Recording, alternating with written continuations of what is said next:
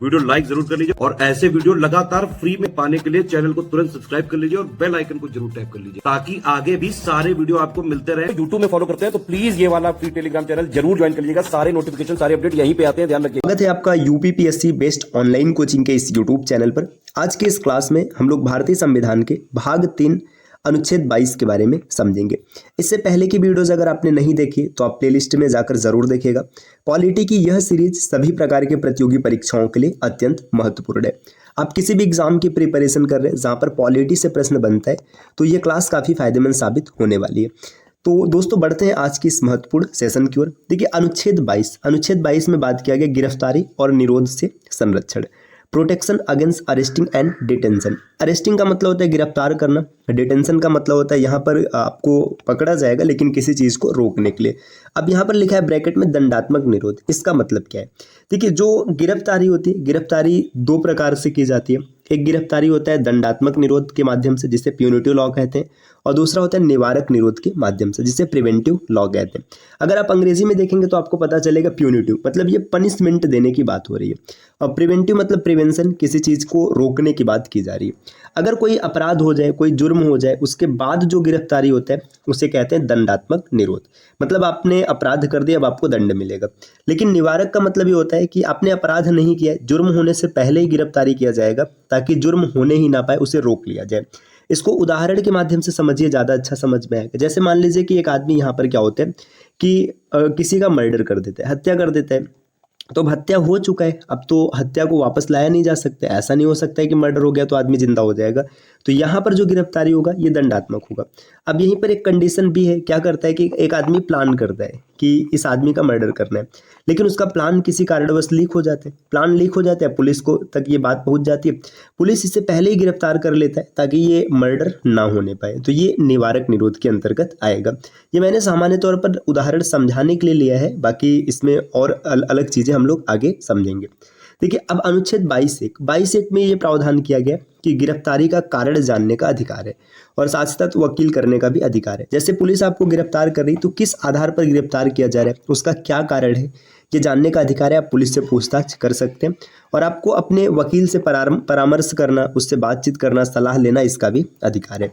अनुच्छेद 22(2) ये प्रावधान करता है कि गिरफ्तारी के 24 घंटे के अंदर, मतलब आपकी गिरफ्तारी हुई 24 घंटे के अंदर नज़दीकी मजिस्ट्रेट के समक्ष आपको पेश किया जाएगा।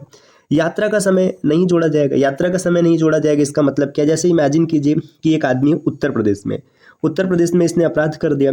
अब अपराध करने के बाद ये उत्तर प्रदेश से जाता है, भाग करके केरल में छिप जाता है। अब केरल में छिप जाता है, अब केरल से इसे पकड़ा जाता है तो वहाँ से यूपी में लाने में ही काफ़ी समय लग जाएगा। तो इसीलिए बताया जा रहा है कि यात्रा का समय नहीं जोड़ा जाएगा। जैसे गिरफ्तारी किया गया, आप गिरफ्तार जब भी हुए यात्रा के समय को निकाल करके 24 घंटे के अंदर नज़दीकी मजिस्ट्रेट जो भी होगा वहाँ पर आपको पेश किया जाएगा।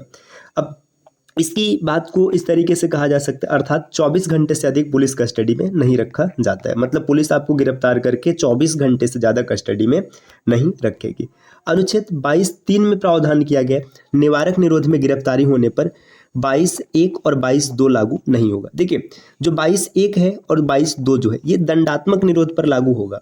अगर निवारक निरोध है तो आप गिरफ्तार होंगे तो 22(1) लागू नहीं होगा। मतलब आपको गिरफ्तारी का कारण क्या है ये भी जानने का अधिकार नहीं है, न ही वकील करने का अधिकार होगा, और साथ ही साथ पुलिस चाहे तो आपको 24 घंटे से ज़्यादा तक कस्टडी में रख सकते हैं, नज़रबंद करके रखा जा सकता है। 22(3) में प्रावधान किया गया। अब देखिए 22(3) में प्रावधान ये किया गया, लेकिन निवारक निरोध में भी तो कुछ तो संरक्षण होगा। ऐसा तो नहीं है नहीं कि मतलब गिरफ्तार करके हमेशा के लिए गायब ही कर दे, कभी सामने ना लाए और कहे कि निवारक निरोध में गिरफ्तारी हुई। तो 22(4) में इसका प्रावधान किया गया निवारक निरोध से संरक्षण। तो इससे क्या संरक्षण है? अधिकतम 3 माह तक नजरबंद रखा जा सकता है। अगर किसी व्यक्ति की गिरफ्तारी होती है निवारक निरोध के अधीन तो उसे 3 महीने तक नजरबंद रखा जा सकता है। मतलब 3 महीने तक किसी मजिस्ट्रेट के समक्ष नहीं भी पेश किया जाएगा, कोई दिक्कत नहीं है। अगर मान लीजिए कि पुलिस चाहे कि 3 महीने से ज़्यादा रखना है तो 3 महीने से अधिक रखने हेतु सलाहकारी बोर्ड क्या होते हैं? हाई कोर्ट के जजों का एक समूह होता है, इसकी आवश्यकता होगी और इसके सलाह के बाद ही उसे 3 महीने से अधिक कस्टडी में रखा जा सकता है। गिरफ्तारी के विरुद्ध अभ्यावेदन का अधिकार इनके पास होता है। अब 22(7) में कहा गया कि जो निवारक निरोध से जुड़े कानून बनाने का अधिकार है संसद के पास है। मतलब किसी भी प्रकार का निवारक निरोध है, इससे जो अपराध मतलब जुड़े कानून बनेंगे ये बनाने का अधिकार सिर्फ संसद के पास है और किसी के पास नहीं है। अब भारत में कुछ प्रमुख निवारक निरोध अधिनियम है, ये कौन कौन से इनके बारे में जानना चाहिए। तो सबसे पहला जो निवारक निरोध अधिनियम रहा था 1950 का रहा था, ये प्रिवेंटिव डिटेंशन लॉ।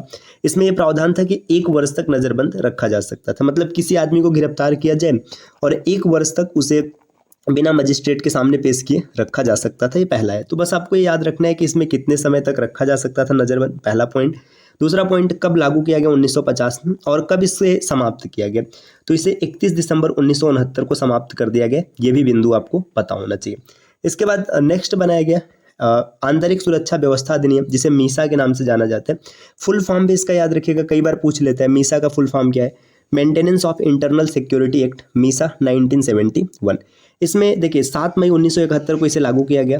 21 माह तक नजरबंद रखने का अधिकार था इसमें, मतलब किसी व्यक्ति को गिरफ्तार किया जाता अगर मीसा के अधीन तो 21 महीने तक उसे नजरबंद रखा जा सकता था, लेकिन अप्रैल 1978 में इसे समाप्त कर दिया गया। इसके बाद राष्ट्रीय सुरक्षा कानून NSA, नेशनल सिक्योरिटी एक्ट, ये बना 1980 में। ये इसमें जो नज़रबंद की अवधि है 12 माह, मतलब 12 महीने तक किसी को नज़रबंद रखा जा सकता है। अभी भी ये लागू है, वर्तमान में चल रहा है। NSA आपने कई बार मुख्यमंत्री योगी आदित्यनाथ के भाषणों में सुना होगा, उन्होंने बताया होगा कि रासुका, देखो इसको हिंदी में रासुका भी कहा जाता है कि रासुका के माध्यम से मुकदमा दर्ज किया जाएगा और उसके बाद काम किया जाएगा, या फिर NSA इसी को कहा जाता है। अगला पॉइंट दिए आतंकवाद एवं विध्वंसक गतिविधि अधिनियम, terrorism and disruptive act Tada 1985। देखिए टाडा ये भी इंपॉर्टेंट है, ये याद रखिएगा। नज़रबंद अवधि इसमें 6 महीने तक है। दंडाधिकारी द्वारा इसे बढ़ाया भी जा सकता है। अब अगर किसी की गिरफ्तारी टाडा के अधीन होती तो 6 महीने तक नज़रबंद रखा जा सकता है, और साथ ही साथ अगर मजिस्ट्रेट चाहे तो इस अवधि को बढ़ा भी सकते हैं। 23 मई 1995 को टाडा को समाप्त कर दिया गया। मूल रूप से फुल फॉर्म याद रखना है, कब लागू किया गया और कितने समय तक नज़रबंद रखा जा सकता है और इसे कब समाप्त किया गया। नेक्स्ट यहाँ पर देखिए पोटा, प्रिवेंशन ऑफ टेररिज्म एक्ट, पोटा 2002 में आया था। आतंकवाद निरोधी अधिनियम, ये 22 मार्च 2002 को लागू किया गया था और सितंबर 2004 में से समाप्त कर दिया गया। इसके बाद नेक्स्ट यहाँ पर है unlawful activities prevention act, UAPA, इसी के माध्यम से अजमल कसाब को फांसी दिया गया। देखिए 1967 में तैयार था लेकिन लागू नहीं किया गया था। लागू इसे किया गया 21 सितंबर 2004 को। इसमें जो सजा है, सजा मृत्युदंड है, वर्तमान में भी लागू है। और अजमल कसाब को जो फांसी दिया गया था ये इसी के माध्यम से दिया गया था। तो ये बिंदु इंपॉर्टेंट हो जाता है कि अजमल कसाब को किस एक्ट के माध्यम से फांसी दिया गया है। आगे यहाँ पर देखिए एक केस बना है, बंका स्नेहा शीला केस। इसमें है क्या, देखिए अनुच्छेद 21 में अनुच्छेद 22 का संरक्षण होता है। ये देखिए अनुच्छेद 21 जो है, अनुच्छेद 21 ही क्या करता है, अनुच्छेद 22 का संरक्षण देता है।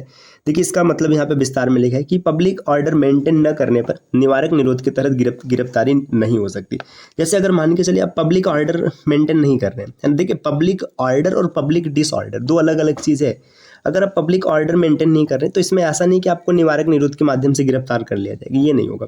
अनुच्छेद 22 के तहत जो यहाँ पे दिया निवारक निरोध, इसमें जो गिरफ्तारी हेतु क्या होना चाहिए कि बहुत खतरनाक व नुकसानदेह कार्य का प्लान होना चाहिए, तभी गिरफ्तारी किया जाएगा, अन्यथा नहीं होगा। अब ऐसा नहीं कि मतलब आप मान के चलिए आप कुछ प्लान कर रहे हैं कि हम बैंक से 1 करोड़ रुपए चोरी करेंगे, ठीक है। देखिए यहाँ पर किसी भी तरीके से अपराध को बढ़ावा देना नहीं, बस समझाने के लिए बताया जा रहा है। जैसे मान लीजिए आपने प्लान किया कि हम बैंक से 1 करोड़ रुपए चोरी करेंगे, ठीक। अब आपने 1 करोड़ रुपए चोरी करने का प्लान बनाया, प्लान लीक हो गया, अब इसके बाद आपको गिरफ्तार किया गया। तो ऐसा नहीं कि आपको मतलब जो निवारक निरोध संरक्षण है इसके माध्यम से गिरफ्तारी किया होगा, ऐसा नहीं होगा। सामान्य तौर पर आपकी सामान्य गिरफ्तारी होगी। इसमें बहुत ही खतरनाक होना चाहिए। जैसे मान के चलिए आपने ऐसा किया कि हम कहीं पर बम ब्लास्ट करेंगे जहां पर कम से कम हजारों लोगों की मृत्यु, तब यहाँ पर इस माध्यम से आप गिरफ्तारी हो सकती है। तो दोस्तों ये अनुच्छेद 22 रहा जिसके बारे में हम लोगों ने समझा। अगली वीडियो में हम लोग अनुच्छेद 23 और उससे आगे बढ़ेंगे। ये क्लास हम लोग छोटे छोटे पार्ट्स में इसलिए रखते हैं ताकि आप आसानी से समझ पाएं और किसी भी प्रकार की कोई दिक्कत ना हो।